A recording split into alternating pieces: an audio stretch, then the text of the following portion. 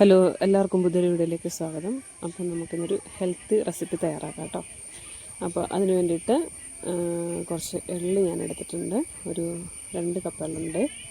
പിന്നെ എടുത്തേക്കണ അരിയാണ് കേട്ടോ. അപ്പോൾ എള്ള എന്തോരമാണ് എടുത്തേക്കണേ അതിൻ്റെ പകുതിയാണ് അരി എടുക്കുന്നത്. അപ്പോൾ 1 കപ്പ് അരി എടുത്തിട്ടുണ്ട്. പിന്നെ വേണ്ടത് തേങ്ങയാണ്. ഒരു തേങ്ങയുടെ ഫുള്ളും എടുത്തിട്ടുണ്ട്. പിന്നെ വേണ്ടത് കരിപ്പെട്ടി ശർക്കരയാണ് കേട്ടോ. ആദ്യം നമുക്ക് ഈ ശർക്കര ഒന്ന് ഉരുക്കിയെടുക്കാം കേട്ടോ. അപ്പോൾ ഈ ശർക്കര ഒരു പാത്രത്തിലേക്ക് ഇട്ടിട്ട് ഒരു 1/2 കപ്പ് വെള്ളം ഒഴിച്ചിട്ട് നമുക്കൊന്ന് ഉരുക്കിയെടുക്കാവേ. അപ്പോൾ നമ്മുടെ ശർക്കര ഉരുക്കിയെടുത്തിട്ടുണ്ട്. ഇനി നമുക്കതൊന്ന് അരിച്ച് ഒന്ന് മാറ്റി വയ്ക്കാം കേട്ടോ. അപ്പോൾ നമ്മൾ ചൂടോടുകൂടി തന്നെയായിട്ട് അരിച്ചെടുക്കുന്നത്. അപ്പോൾ ചൂടോടുകൂടി അരിക്കുമ്പം ഇതേപോലെ ഒരു അരിപ്പ് ഉപയോഗിക്കാനായിട്ട് എല്ലാവരും ശ്രദ്ധിക്കുക കേട്ടോ. പ്ലാസ്റ്റിക്കിൻ്റെ അരിപ്പ് ഉപയോഗിക്കാതിരിക്കാൻ മാക്സിമം നോക്കുക. അപ്പോൾ അതവിടെ ഇരിക്കട്ടെ. ഇനി നമുക്ക് ഒരു പാൻ അടുപ്പത്ത് വെച്ചിട്ട് ബാക്കിയുള്ള ഇൻഗ്രീഡിയൻസൊക്കെ നമുക്കൊന്ന് വറുത്തെടുക്കണം കേട്ടോ. അപ്പോൾ അത് ഞാൻ എള്ള് ഇട്ട് കൊടുക്കുന്നുണ്ട്. ഇനി നമുക്കത് നന്നായിട്ടൊന്ന് വറുത്തെടുക്കാം. കരിഞ്ഞു പോകാതെ ശ്രദ്ധിക്കണേ. നന്നായിട്ടൊന്ന് ചൂടാക്കിയെടുക്കുക. മീഡിയം ഫ്ലെയിമിലോ അല്ലെങ്കിൽ ലോ ഫ്ലെയിമിലോ ഇട്ടിട്ട് വറുത്തെടുക്കാം കേട്ടോ. അല്ലെങ്കിൽ ഹൈ ഫ്ലെയിമിലിട്ടുണ്ടെങ്കിൽ ചിലപ്പോൾ കരിഞ്ഞു ആ സാധ്യതയുണ്ട്. അപ്പോൾ നന്നായിട്ടൊന്ന് വറുത്ത് എടുത്തതിന് ശേഷം നമുക്കിതൊരു പാത്രത്തിലേക്ക് മാറ്റി കൊടുക്കാം കേട്ടോ. അപ്പോൾ ചെറുതായിട്ട് പതുക്കെ പൊട്ടി തുടങ്ങുമ്പോൾ നമുക്ക് മാറ്റാവേ. അപ്പോൾ എള്ള് വറുത്ത് നമ്മൾ മാറ്റി വെച്ചിട്ടുണ്ട്. ഇനി നമുക്ക് അടുത്തതായിട്ട് ഇതിലേക്ക് തന്നെ അരി ഇട്ട് കൊടുക്കാം കേട്ടോ. അപ്പോൾ ഇതൊക്കെ ഞാൻ കഴുകി വാരി നേരത്തെ വെച്ചിരുന്ന കേട്ടോ. അതിൻ്റെ വെള്ളമൊക്കെ തോർന്നതിന് ശേഷമാണ് ഞാൻ ഇട്ട് കൊടുക്കുന്നത്. നമ്മൾ സാധാരണ കുത്തരിയാണ്, നമ്മൾ ചോറൊക്കെ വെക്കുന്ന കുത്തരിയാണിത്. അപ്പോൾ ഇത് നന്നായിട്ടൊന്ന് വറുത്ത് കൊടുക്കാം കേട്ടോ. അപ്പോൾ നന്നായിട്ട് അരിയൊക്കെ ഒന്ന് പൊട്ടി വരുമ്പം അത് നമുക്ക് വേറൊരു പാത്രത്തിലേക്ക് ഇട്ട് കൊടുക്കുക. അപ്പോൾ ഇത് നമ്മുടെ അരിയും ഇവിടെ റെഡി ആയിട്ടുണ്ട്. അത് നമുക്ക് വേറൊരു പാത്രത്തിലേക്ക് ഇട്ടിട്ട് അതൊന്ന് മാറ്റി വയ്ക്കാം. ഇനി നമ്മൾ തേങ്ങയാണ് കേട്ടോ വറുത്ത് കൊടുക്കുന്നത്.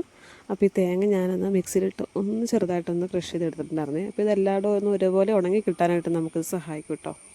അപ്പോൾ നമുക്ക് തേങ്ങ നന്നായിട്ടൊന്ന് വറുത്തെടുക്കാം കേട്ടോ. ഒരുപാടങ്ങ് മൂപ്പിച്ചെടുക്കണ്ട, ഒരു ചെറിയ ബ്രൗൺ കളറാവുന്നത് വരെ നമുക്ക് വറക്കാം. അപ്പോൾ ഈ ഒരു രീതിയിൽ എള്ളുണ്ട തയ്യാറാക്കുമ്പോൾ നല്ല ടേസ്റ്റാണ് കേട്ടോ. അപ്പോൾ എള്ളുണ്ട ഇഷ്ടമില്ലാത്തവർക്ക് പോലും ഈ ഒരു രീതിയിൽ തയ്യാറാക്കിയാൽ ഇഷ്ടപ്പെടും. ഇവിടെ പിള്ളേർക്കൊക്കെ ഭയങ്കര ഇഷ്ടമാണ്. ഉണ്ടാക്കി വെക്കണമെന്ന് മാത്രമേ കാണുള്ളൂ, തീരണത് അറിയില്ല. അപ്പോൾ ഇത് നമ്മളങ്ങനെ തേങ്ങയും വറുത്ത് എടുത്തിട്ടുണ്ട്. അപ്പോൾ ഈ ഒരു പരുവത്തിന് വറുത്തെടുത്താൽ മതി. അപ്പോൾ ഇത് നമ്മുടെ എല്ലാ ഇൻഗ്രീഡിയൻസും ഇവിടെ റെഡി ആയിട്ടുണ്ട്. ഇനി നമുക്കിതെല്ലാം ഒന്ന് പൊടിച്ചെടുക്കണം കേട്ടോ. അപ്പോൾ ഞാനിത് ഓരോന്നായിട്ട് പൊടിച്ചെടുക്കാം. അപ്പോൾ ഞാനിതെല്ലാം പൊടിച്ചെടുത്തിട്ടുണ്ട്. എല്ലാം ഞാൻ ഒരുപാടങ്ങ് ഫൈൻ പൊടിയാക്കിയിട്ടില്ല കേട്ടോ. നിങ്ങൾക്ക് വേണമെന്നുണ്ടെങ്കിൽ നല്ല ഫൈൻ പൊടിയാക്കാം. അപ്പോൾ ഞാനിതൊരു ചെറിയൊരു തരിതരിപ്പോടുകൂടിയാട്ടോ പൊടിച്ചെടുത്തേക്കുന്നത്. പിന്നെ അതുപോലെ തന്നെ അരി പൊടിച്ചെടുത്തിട്ടുണ്ട്. അരി നല്ല ഫൈൻ പൗഡറായിട്ട് തന്നെ പൊടിച്ചെടുത്തിട്ടുണ്ട്. അതേപോലെ തന്നെ തേങ്ങയും ഒന്ന് മിക്സർ ജാറിലിട്ട് കറക്കി എടുത്തിട്ടുണ്ട്. അതും നല്ല ഫൈനായിട്ട് പൊടിച്ചിട്ടില്ല, ചെറിയൊരു തരിതരിപ്പുണ്ട് കേട്ടോ. ഇതൊക്കെ നമ്മുടെ ഇഷ്ടമനുസരിച്ച് നമുക്ക് ചെയ്യാവേ.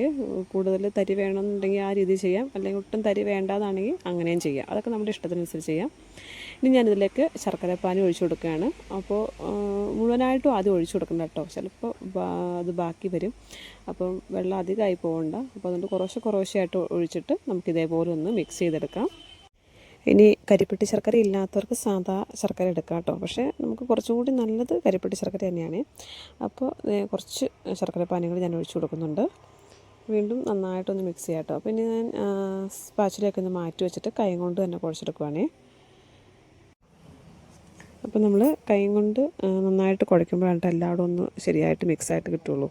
അപ്പം നമ്മൾ കുഴച്ച് കഴിഞ്ഞിട്ട് ചെറുതായിട്ടൊന്ന് ഉരുട്ടി നോക്കാം. ഉരുട്ടാൻ പറ്റുന്നുണ്ടെങ്കിൽ പിന്നെ ശർക്കരപ്പാനി ഒഴിക്കേണ്ട ആവശ്യമില്ല കേട്ടോ. അപ്പം ഞാൻ കൈ കൊണ്ട് നന്നായിട്ട് കുഴച്ചതിന് ശേഷം പിന്നെ കൈ ഒന്ന് ക്ലീൻ ചെയ്തതിന് ശേഷമാണ് കേട്ടോ ഞാൻ ഉരുട്ടുന്നത്. അപ്പോൾ ഞാൻ ഉരുട്ടി നോക്കിയപ്പോൾ നന്നായിട്ട് തന്നെ കിട്ടുന്നുണ്ട്. അപ്പോൾ ഈ ഒരു പരുവം മതി കേട്ടോ. അപ്പോൾ ഇത്രയും ശർക്കരപ്പാനിയുടെ ആവശ്യം നമുക്കുള്ളൂ. അപ്പോൾ കണ്ടോ, നന്നായിട്ട് ഷേപ്പിനൊക്കെ കിട്ടിയിട്ടുണ്ട്. നമുക്ക് ഓരോന്നായിട്ട് ഉരുട്ടിയെടുക്കാം കേട്ടോ. അപ്പോൾ നമ്മുടെ എള്ളുണ്ട ഇവിടെ റെഡി ആയിട്ടുണ്ട് കേട്ടോ. വളരെ പെട്ടെന്ന് തയ്യാറാക്കാൻ പറ്റിയൊരു റെസിപ്പിയാണ്, വളരെ ഹെൽത്തിയാണ്. അപ്പോൾ എല്ലാവരും ഒന്ന് ട്രൈ ചെയ്ത് നോക്കണേ. അപ്പോൾ കുറച്ച് ശർക്കരപ്പാനി നമുക്ക് ബാലൻസ് വന്നിട്ടുണ്ട് കേട്ടോ. ഈ ഒരു അളവിൽ ഞാൻ ചെയ്തപ്പോൾ എനിക്ക് 31 എള്ളുണ്ടയാണ് കിട്ടിയത്. അപ്പോൾ നമുക്ക് മറ്റൊരു വീഡിയോയിൽ കാണാം. Okay, by.